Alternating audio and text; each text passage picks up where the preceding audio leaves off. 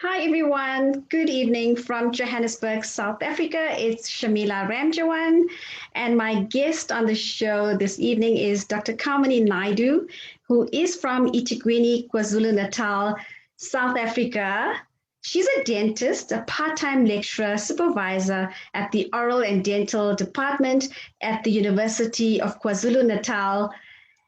And good evening, Dr. Karmini Naidoo. How are you? I'm good, thank you, Shamila. Thank you for having me on your show. It's only a pleasure.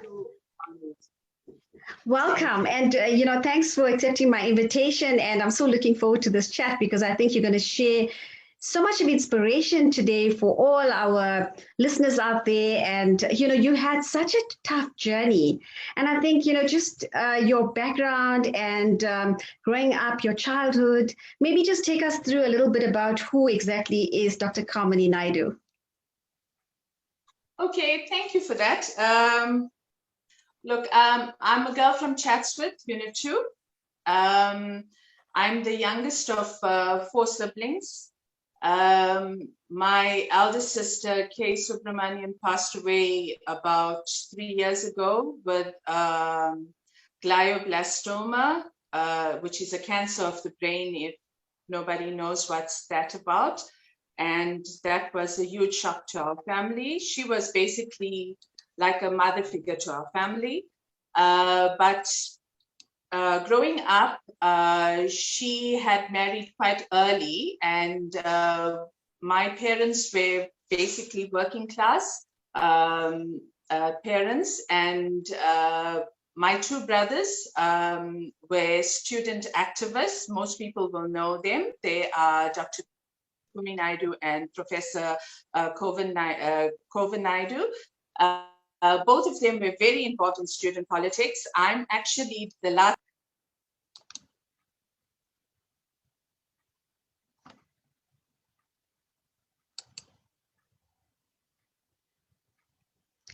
Sorry, I think you just gone on mute. Are we fine? Can you hear me now? Yes, I can. Okay, so basically, my brothers were involved in student politics, and growing up, we experienced a lot of challenges in our life, obviously, whilst they were involved in student politics. And our home was raided and by the special forces and things like that. So we had different kind of experiences along our journey. But apart from that, just our parents alone. My dad was a single parent because my mom died when I was 5.5 years old. Unfortunately, she committed suicide for various reasons. And, so it's been a tough journey, but it's not, I'm a mom now and a wife and as well. And I, when I look back on my life, I don't see it as something that was a bad thing. I actually see it as challenges that actually made me stronger, because my whole life I was incredibly loved, by my father, my mother as well, and my siblings, and I'm still loved. I have an incredible supportive partner who's my husband, and my children and my patients, and an army of women that have supported me throughout my life. Mm-hmm. And I think that's what's important in any person's life going forward. Yes, absolutely. So that must have been quite traumatic for you.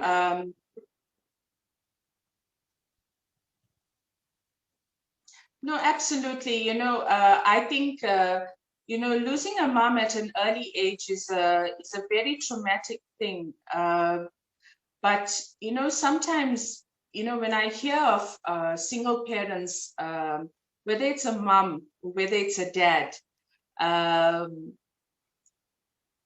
and they not providing for their children for whatever reason, I can't relate with it because, you know, my dad, he really made up for, you know, for the time lost with my mother, with me. I see now sometimes on Instagram, dads, taking their daughters out for their first dates and things like that. And the other day I was relating to a patient. My father, with his meager salary, he used to take me for my Kentucky Rounder, and he'd quietly say, don't tell Anas I'm buying you a Kentucky Rounder, but let's go and have our first. And that was my first date, And, my dad taught me things like that, how to be treated. And, so I have very fond memories. And even of my mom, although she died 5.5 years, I was 5.5, but I have very beautiful memories of my mother. And, she taught me how to read when I was 4 years old. And and I think that's why I have an incredible love for academics and things like that. Yeah. So I know at that age. I think it's important for us to. Sorry. Go on. No problem. No, it's fine. Carry on. You can ask your question. Yes, so at that age, 5.5, we know our little girls stick with us and they're always in the kitchen with us and all of that. Did you have that connection with your mom? Yes, I do. In fact, it's quite weird. My brother called me the other day, Coven, to ask me about something in, some chore in the kitchen. And I was saying to him, I remember washing the lamp with mommy. And this is how mommy used to wash the lamp. And he used to call my mother Amma because we Tamil speaking. And I said, this is how Amma used to wash it. But, so I now remember to wash it this way because she used to say, do it this thing and do it like this. And then, and then rub it. But she used to make a joke, like a game out of it. Or even when we bake and she'll say, shake it and jump up and down. And, and it was only when I was chatting with him about it, I realized, I did the same with my kids, but I didn't know at that time when I was doing it that I was actually repeating a cycle that, I had that memory. It was obviously deep in my psyche probably, but I was doing it with my own kids, because I was creating a memory. And I am a person, you can ask my husband, I love to create memories because I think maybe I'm just, maybe indirectly, I'm afraid that tomorrow, life is so special that, you could die any moment and that memories are very special. And it's important because I know how important memories are, and because it gives a person an identity, absolutely, Yes. And it does. Absolutely. And it can carry you forever, I promise you. It can. Yes. And you know what? We have to cherish the good memories. And unfortunately, we have the bad memories as well that we learn from. It's all about experiences and growing from there. I'm just smiling when you mentioned your husband because we go back such a long way. Yes. And, that was like a funny story too, because when I told him, he just said, wow, and when I asked, him the other day, when we were talking about different things in our lives, and, and I was saying to him, can you remember, doing stuff in life that, would make things differently, mean differently. And he was saying, all those things create memories, when you meet certain people and how life goes, how the universe works in certain directions. And then you meet a person along the way and you didn't even know that your life crossed. I mean, even Naveen and I, our life had passed in like a certain time when we were in standard 5 or something, and we had met again like many years ago, but we had never even known each other at that time, So the universe works in various different ways. Yeah. Absolutely. And we always say we meet people for a reason because you never know how you're actually going to work together or do things together at some point, or it's so incredible. But just going through your transition and coming to Johannesburg to study at Wits University, take me through that journey. How was it leading? Living with a single parent, being raised by a single parent, your dad, and now you've got to leave Durban and come to Johannesburg and study here. How was that transition for you?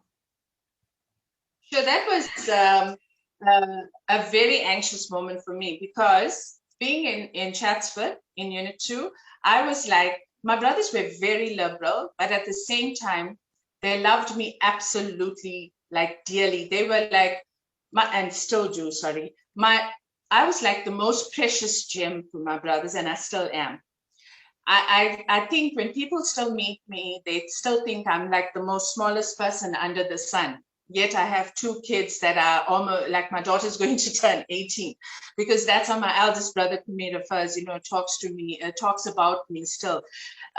Because when I got to Joburg, I used to be chaperoned everywhere in Unit 2 if I needed to go anywhere because that's how protected I was. So when I got to Johannesburg, to take a bus to Braamfontein from where I stayed was a daunting task. My palms were sweating. I was absolutely terrified. I didn't know if I was going to jump off at the right place or whatever. I registered at Wits by myself. I, applied for financial aid by myself. Wow. I did everything by myself. And you know what? It was the most empowering experience, for me. And I was absolutely, because Corbin was at the US by then. He was actually leaving to the UK by then. And my dad was remarried. So I was basically on my own and I had to make these decisions. Everybody knew what I was going to do, but I had to do it. And I knew I was focused. And I decided that, if this is what I was going to do, I had to do it because if not, I was going to limit myself.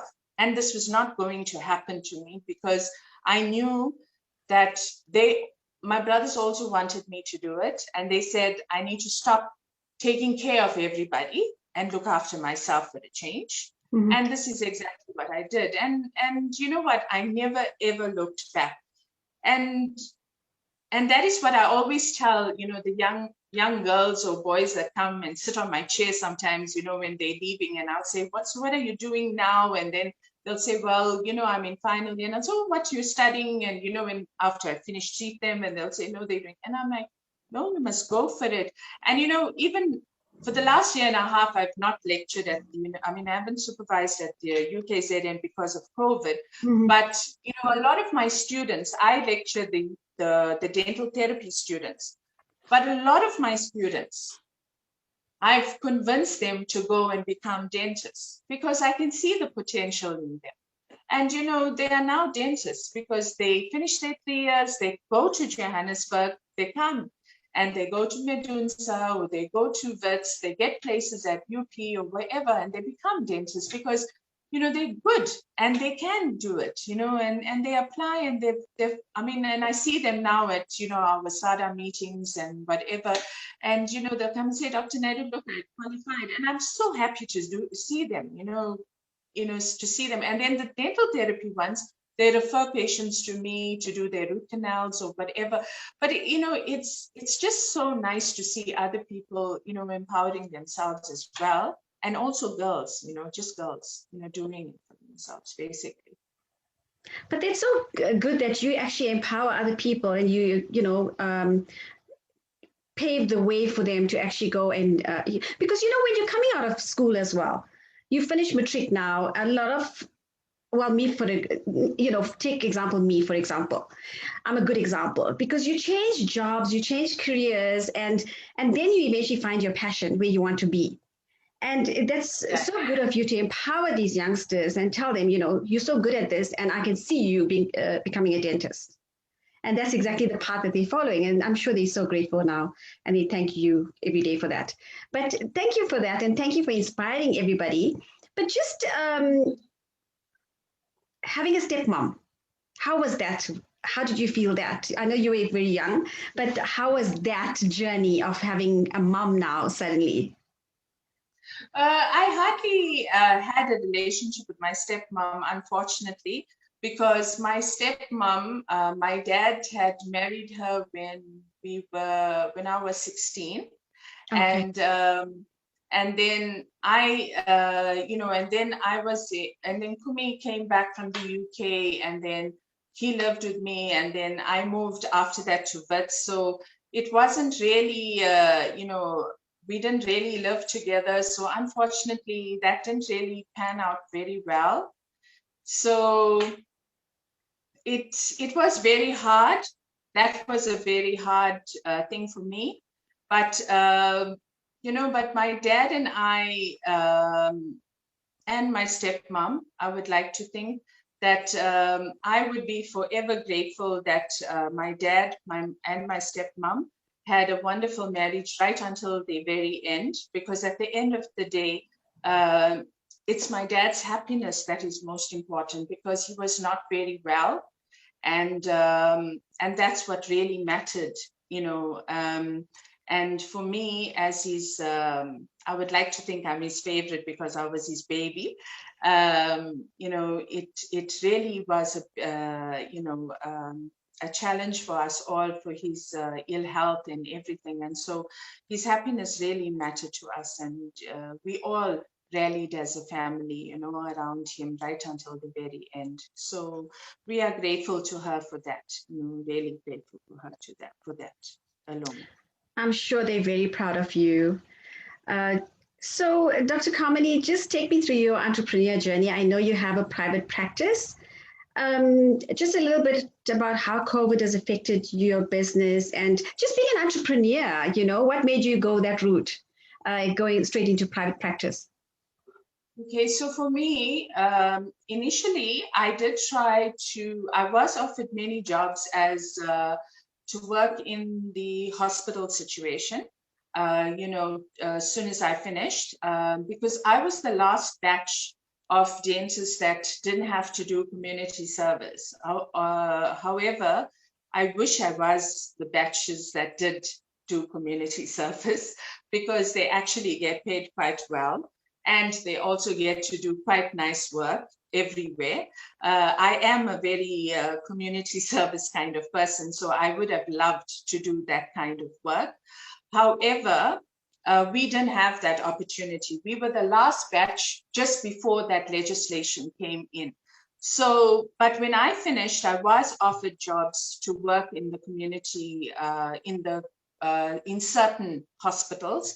I didn't want to work in those hospitals because a lot of those hospitals were a lot of where the jobs I was offered were very extraction based, meaning that the only things you would be able to do is just take out teeth the whole time. And being a dentist is far more than that. Like when I look at a person's mouth, I look at it holistically.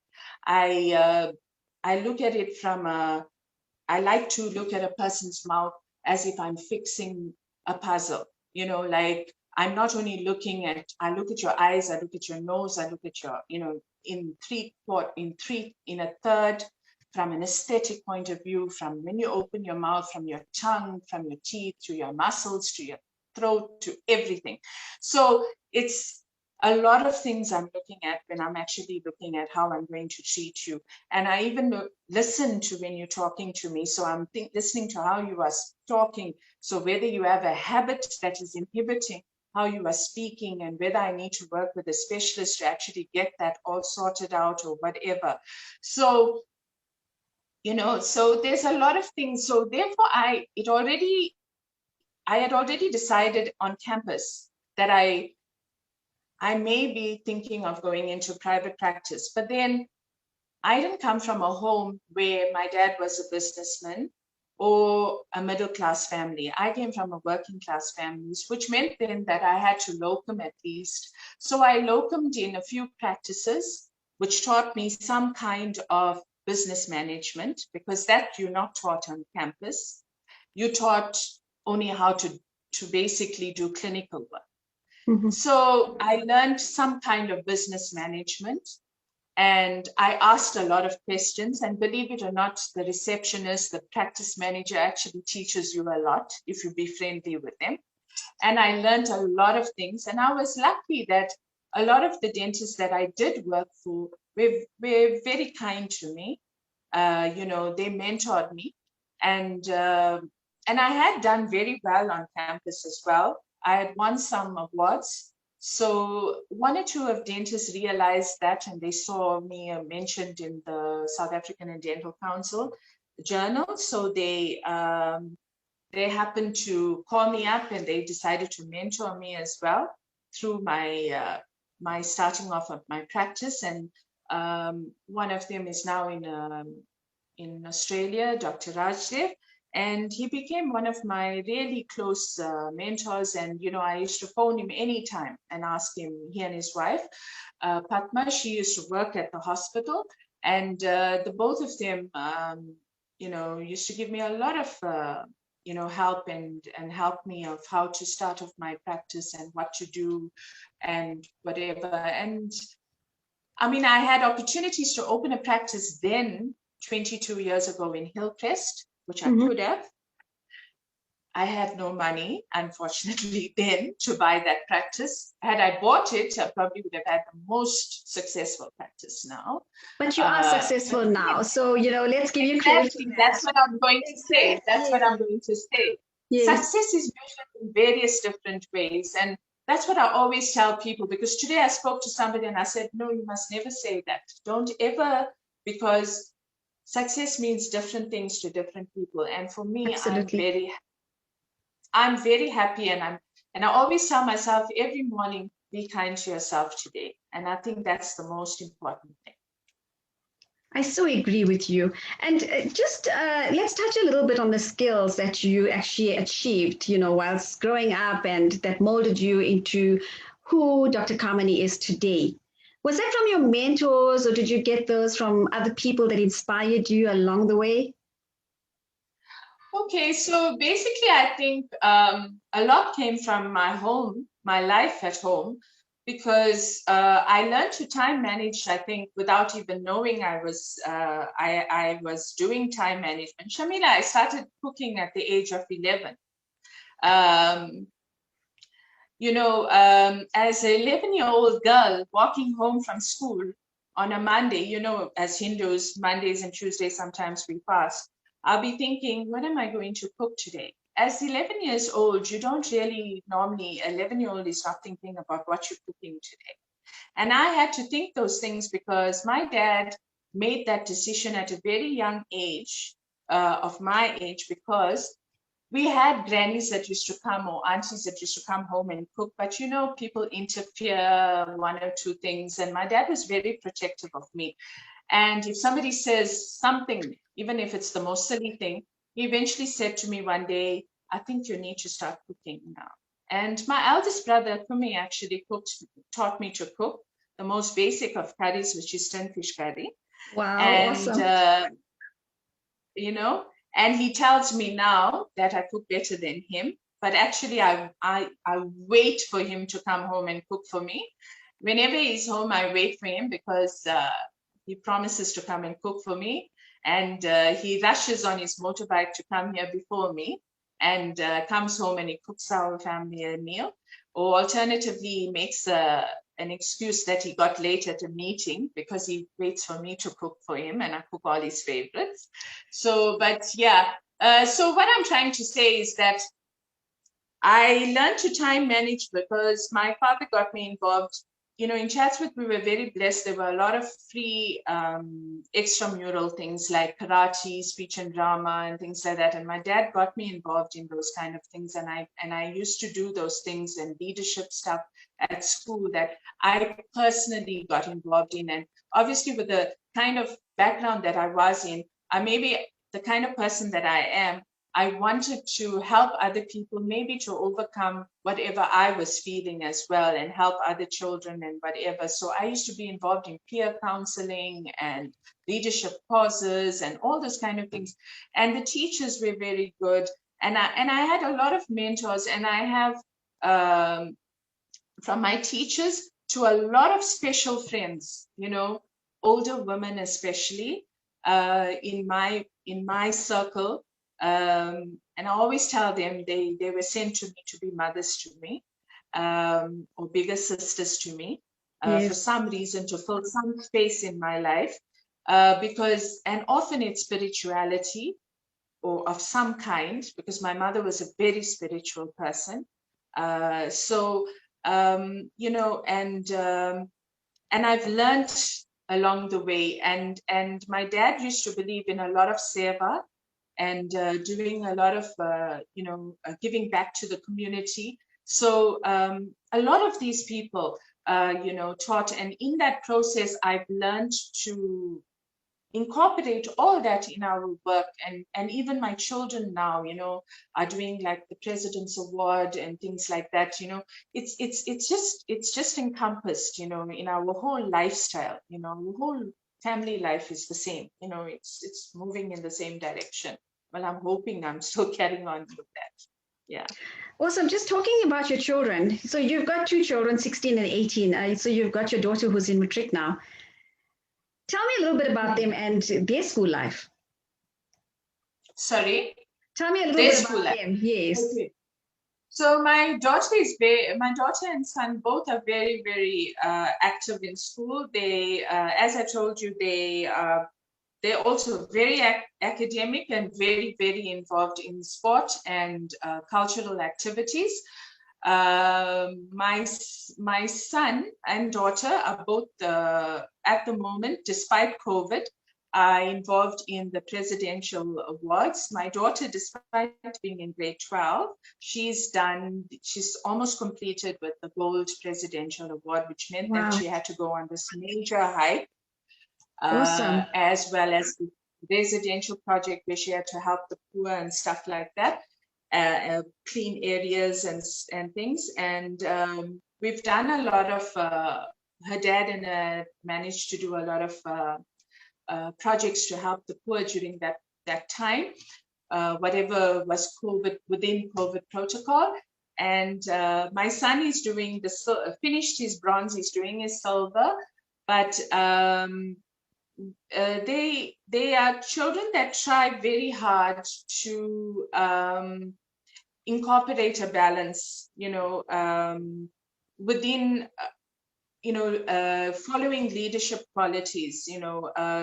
They are not, like today somebody said to me, the generation of today don't like to listen to their parents, and they don't want to do this. And I just said to them, I beg to differ, because not all children are like that. Absolutely. And, yes. I'm just going to put up my hand there and say, I'm very blessed, because I'm not saying I have two good children, and I have to own that, Absolutely. I always believe that it begins at home. It's how you discipline them and you instill good values in them. And it comes from the parents. And that goes on to my next question. How did you manage having a private practice and growing up two children, taking them through this wonderful educational journey where they're so bright and high achievers? How did you manage all of that? Shamila, at a very early age, as I told you, that I'm a very, I'm not the most intelligent person, but I am a very high achiever. And I can tell you that Navin will tell you. Give yourself some credit. You are an intelligent person. You had an A aggregate. Come on. I'm very, very, very competitive. And, the thing is that at a very young age, I think the day I had Leia, I decided that after, I think about a month after Leia was born, Navin and I were talking, and I said to him, I want to be there for Leia not to the point of where it's not, the one thing I missed of not having my mommy at home was not that she was not at home, was that sometimes it was nice to have a stable person there, just to be able to talk to, fetch you, do this, do that, because it was that absence, you can feel it. It's the mother-daughter relationship. Yes, I so agree with you. And I missed that, Yes. And I said to him, you know what, I think I'm going to, because I plan to specialize. I definitely plan to specialize because I had won the award for prosthodontics and I wanted to specialize, okay? And, I still go for conferences and sometimes the professors still see me and they'll say, we expected you back at Fitz, what happened? And I said, motherhood happened to me and I'm so blessed. And they'll say, well done. Because, I say it like that and I'm very happy and I have no regrets because I've still continued studying and I still do the stuff that I do. It's just that I'm not a prosthodontist or whatever. And,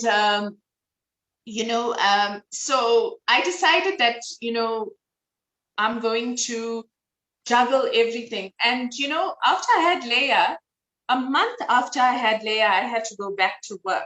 I didn't have 3 months of leave because a patient called me and said, you have a locum at the practice. I don't know you, but I was referred to your practice and somebody said, and I was very unhappy.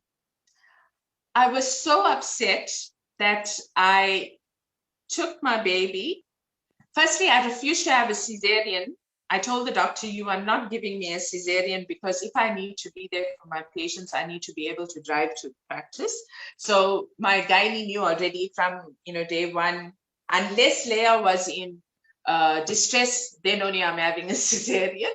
So I got into the car and Naveen, I had 2 surgeries. He changed the one surgery into a nursery. Nanny in hand, the baby was gone. My patients used to hear the baby going, ooh, ooh, ooh, every time I spoke to the patient. Cute. Because she used to hear my voice and she used to talk over and I used to have to go and breastfeed and come back, breastfeed. And I wasn't the most productive dentist, like in terms of number of patients I was seeing. But the thing is, it was the best way I could work. And that is how I worked. And, for me, my husband thought I was crazy, but, eventually he knew that was what gave me balance and made sense for me in my mind because I was making everything work. And he just let me be. And that is what, works for us as a couple as well, because, he gets how I need my space to work out what works for me, because that gives me balance, because he can see it works out for us, eventually, like that. And Leah, she I got to a level where I knew I could leave her at home. She didn't need me anymore. And that poor child, I even had a needle stick injury at the hospital at 6 months. We suspected the patient to be HIV positive. So I had to go on ARVs. So I had to stop breastfeeding her overnight. That was like another trauma. So that was so hard for me. And I cried and cried and cried because I didn't want to stop, but I had to. And then that's how eventually she stayed at home, because I had to wean her off. And then, so she got onto the bottle. And then, but it was hard. And eventually we found a nice play school, which now, the ex-principal is like a very good friend of mine, Kerry Salmon, and she comes, she's a patient of mine as well. And then, she eventually, my son went to her as well. But it's been hard. And then I had to schedule my patients. Sometimes I used to phone the patients and say, my baby's sick. Your appointment is not urgent. Can I move you like till this time? My patients would say, doctor, it's not a problem. I said, I'll come back and I will see you. And that's how I moved. And I took a practice. I bought an existing practice. I took a practice in Pinetown that was predominantly Black patients only. It's now a multiracial practice, and it's a family practice, where Awesome. a dad will come and bring his entire family. He'll bring his wife and say, meet Dr. Naidoo. This is our dentist. Wow. Yes. And they will say, meet her because she's kind. And you know what? I don't mind if you don't say I'm the best dentist. If you say I'm kind, you've made my day, really. Yes. And I think it's all the challenges that you went through and the trauma as well. But just, now you're a successful dentist. What motivates you? Sorry? What motivates Say that you? again? What motivates me? I think being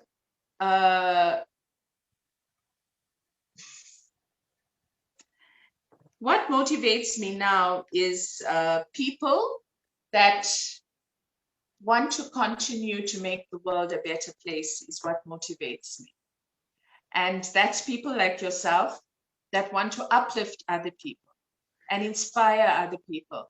People that, like I would meet somebody that I've got a set of white patients that have taken in Pinetown, that have taken, they're an ordinary couple, but they have taken to people on the streets and they are helping them.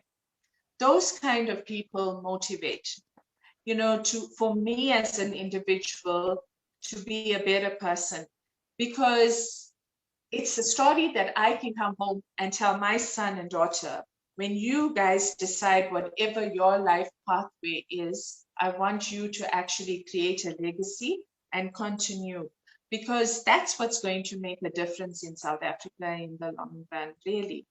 And for me at the moment, what's keeping me focused during COVID and everything, because it's been a very, very hard time mentally and physically, is and to keep motivated is meditation. I found myself again with my meditation. That actually was going to be my next question, challenges that you experienced during COVID and how did you come to terms with it? Because I think, COVID has come and just affected everybody. And we're all trying to now recover from a whole lot of losses, going through COVID. And it's just getting worse again. So how did it affect you? How did it affect your business? Because, we went on to that hard lockdown. People couldn't operate. I'm sure your practice was closed, or was it open? I think health professionals were allowed to open their practices. Yeah. Okay, so I was fortunate in a sense that at that time of before hard lockdown, my brother Corvin was in Singapore. And he was still in Singapore, and I was very worried about him and his family because he has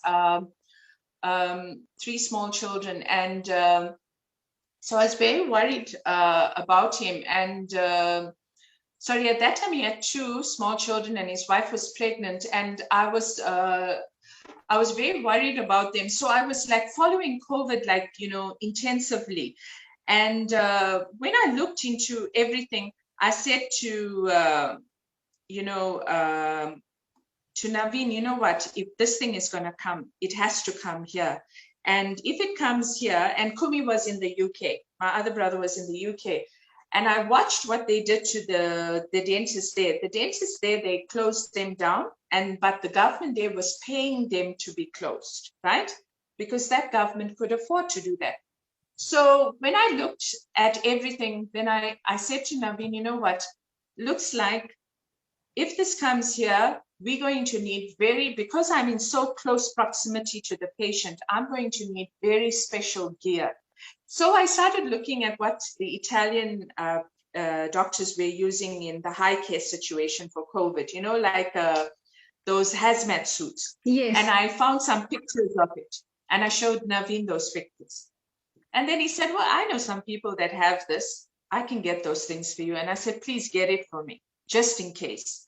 So he started asking around and getting those things for me. I was just so fortunate. You know, the universe was so great, that good to us, that he got all those things. And one day we were just sitting there, and you know, the president announced lockdown level 5, and he said to me, "Don't worry, doll, I have everything for you.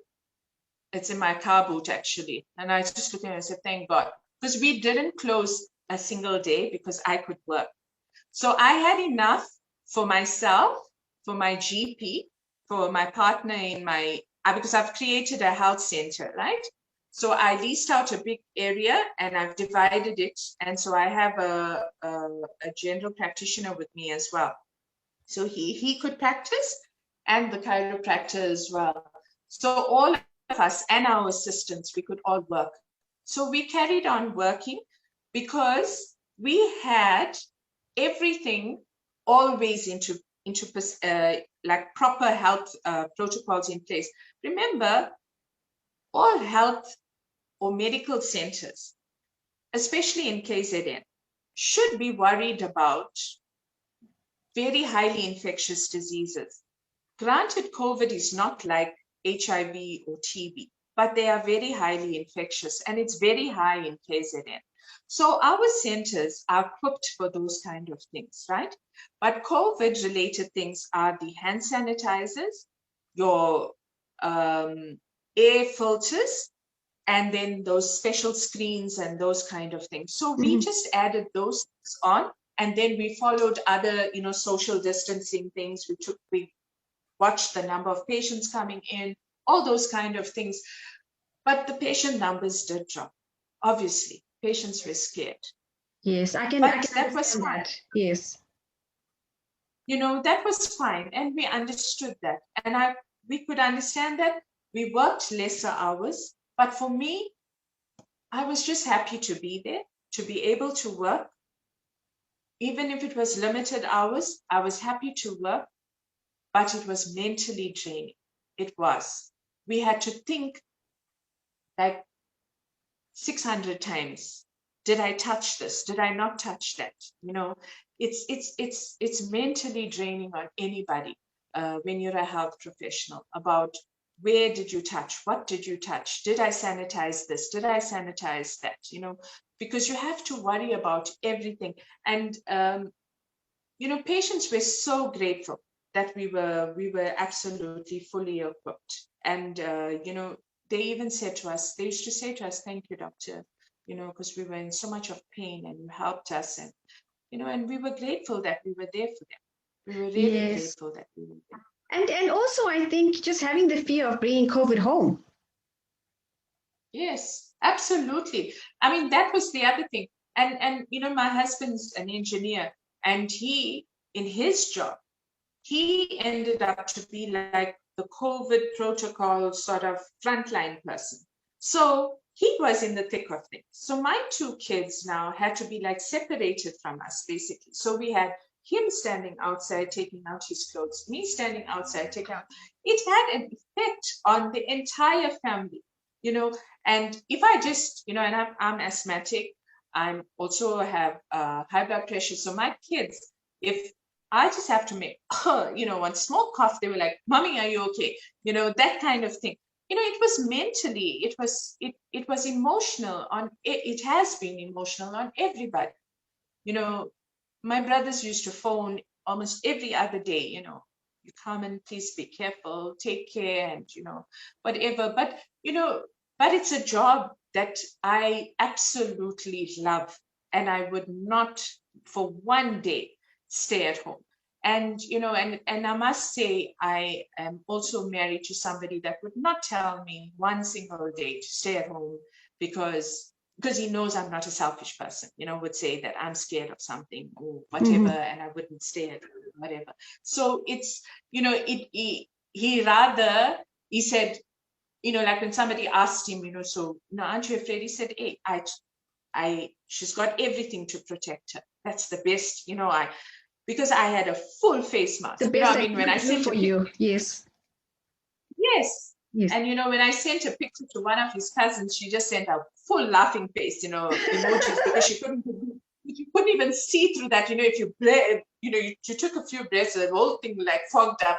And I just said, can you believe this is how I'm working? And, but, we did what we had to do to be safe, because it was not only about us, it was about our patients. And it was about educating people, because there were a lot of patients that were disbelievers. Yes. They didn't believe how serious it was. Yes. But, I think a lot of people need to really take heed now and just make sure that they're following the protocols in terms of social distancing, sanitizing, and, just keeping away from events. I think the super spreader events as well, because that's the cause of everything. And we need to actually, guide them through this. And now with the over 60s getting the vaccine and, helping people to register to get the vaccine as well. How many people are actually going out there now and helping the elderly? Because, there's so many of these people that live alone. They don't have computers. They don't know how to register online.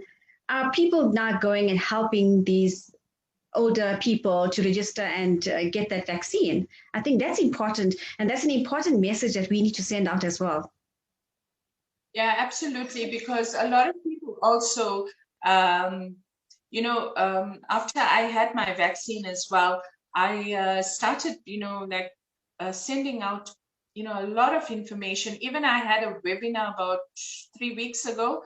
I took down rough notes, like very simple notes I made, and I sent it out to as many WhatsApp groups that I was on, family WhatsApp groups, just to try to demystify about vaccines, because there were a lot of people that were trying to make people afraid of taking vaccines. You'll be surprised. Like my assistant my receptionist was telling me about stories that of people not wanting to take the vaccine and why. And it's heartbreaking. It's really heartbreaking at the misinformation that some people get. So Yes. you're absolutely correct. So it's not only about from an IT perspective, it's also from the education perspective, So you won't believe it. Every patient that sits down on my chair, after I finish with them, I'll say, be safe, stay blessed, and make sure you get the vaccine when it comes to you, or register for it.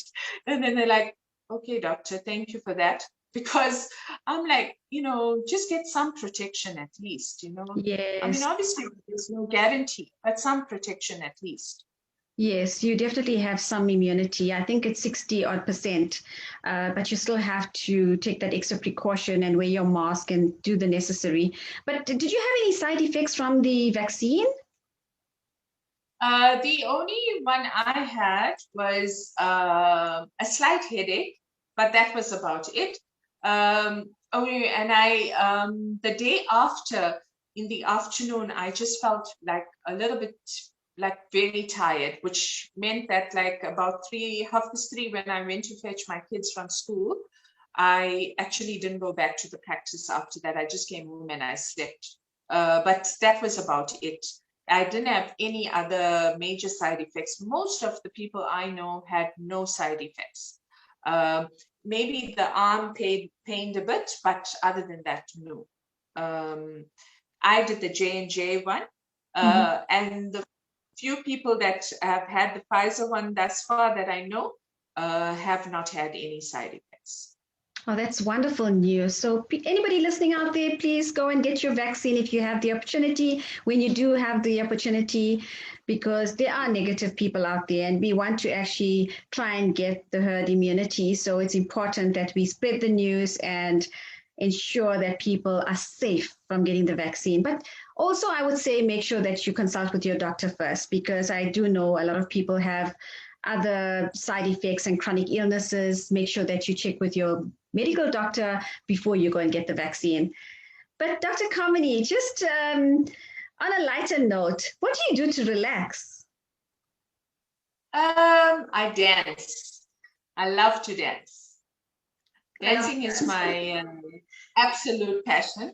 Yes. And so the dancing could be, I do a lot of Xbox with my daughter, or if not, then I just put on the music and we go wild. We just dance a lot. I love dancing. Dancing is my thing.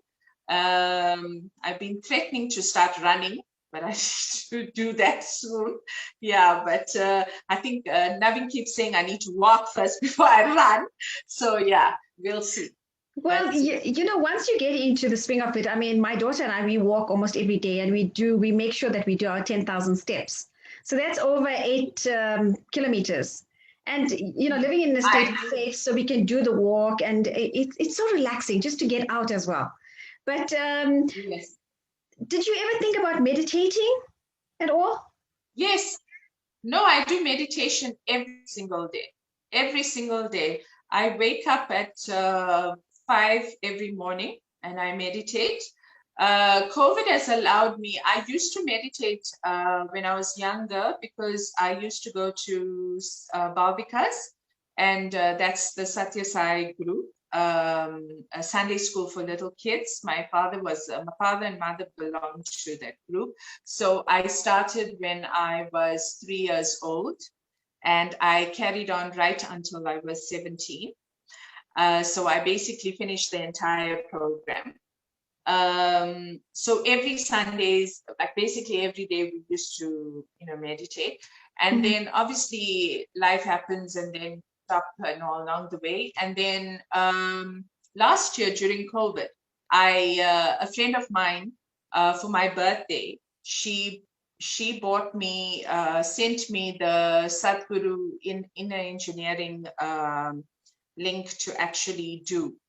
And I've been interested in Sadhguru for a very, very long time, and been listening to him. So I sat and I did it, and I loved it so much. Then I started a circle. I bought my husband one for his birthday. He did it. Then my son woke up one morning and said, I love that music, Mom. So I bought that for his birthday. He did it. Then my daughter said she liked it, so she's done it. So we've all done the inner engineering program. And so now I do the Sadhguru Isha Kriya every morning. I do that meditation every morning. Plus I do mantra chanting every morning as well. Wow, awesome.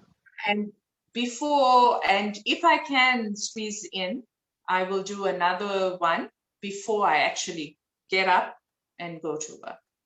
That is amazing, because it literally just sets the tone for the day. But just, you've been through such a journey with all your life experiences. What can you tell us to help motivate young girls or women, just in general, just anything? I think if, any obstacle that comes your way, you must just not see it as something that is to diminish your spirit. You must actually see it.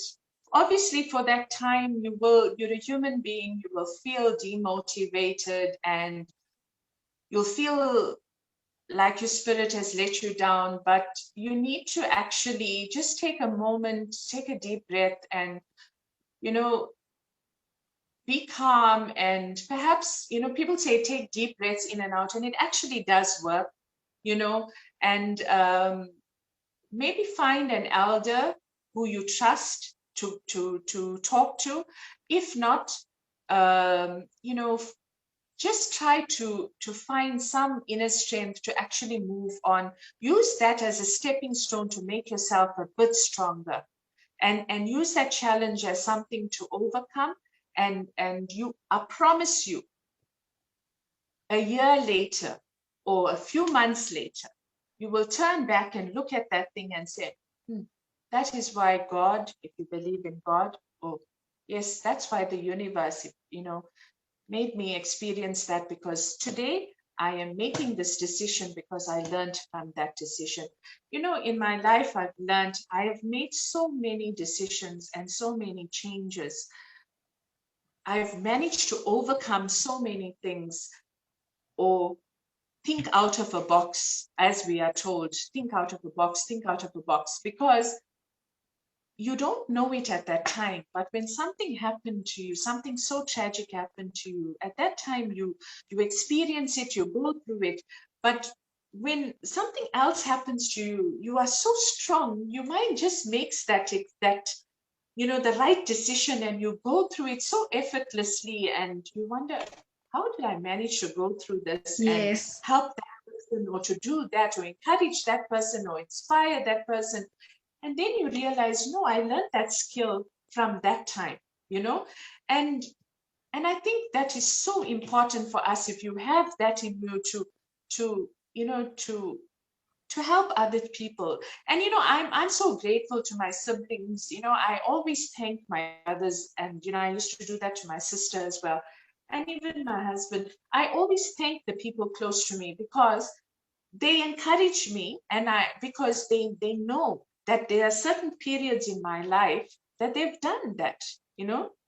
They've they've pushed me, made things difficult for me, but I've learned to overcome it, and I've done better for myself. And I tell my daughter sometimes, to be cruel is to be kind sometimes, and she I learns love from that. it. I love that. We're going to end the show with that. Great messaging from Dr. Karmini Naidoo, a dentist in KwaZulu Natal, South Africa. Karmini, just your last words for the audience. And you've got some amazing supporters here today. Wow, really. Thank you, everybody, whoever's watching. I just want to say that dentistry is really, honestly, my passion. I love helping people. But I just want to thank you, Shamila, and thank people like Janet Pillay and other people that have. There's so many other people, influential women like yourself, that, and also I believe everybody that has helped me are influential, honestly, and supported me, because I feel every single woman that has helped me in my life or supported me in my life, including my siblings, my two Annas, and my sister and my husband and my children, and his family and my family. I want to thank you all, because I am who I am today from everybody supporting me. And I want to say that those people that need my help anytime, please don't feel free to ask. And I would like to help more people. And I think my role, the universe is still showing me my path of inspiring others. I still need to find my path. I think I have an idea now, after speaking to you, what it is. Oh, wonderful. I want to hear all about it. Yeah, we're going to connect outside of this, and definitely when I'm in KZN, we're going to meet. I'm looking forward to that. Yes, I'm looking forward to seeing Naveen again. definitely. Yes, Yes, definitely. awesome. And thank you so much for coming on board and chatting. And, I always feel that, this is my time. This is me giving my time to everybody out there as well. I've got literally 6 months to go before my PhD. So you can imagine what I'm going through now. Yes. So it's quite a crazy time. But you know what? For me, this is passion and fulfillment to actually give up what I can to everybody out there. And you're such an inspiration. And all the guests that I have on this show are so inspiring. And I'm sure a lot of people pick up lots of important information from your journeys. So if anybody would like to come on the chat show, please drop me an email, redcornershow@gmail.com. And I would love to chat to you, because you too could be inspiring somebody out there. Dr. Karmini Naidoo, thank you so much for chatting to me, and we will definitely touch base soon. Thank you. Take Bye. care. And to all the wonderful audience, thank you so much for joining today, and we will chat again soon. Thank you. Bye. Thank you. Bye.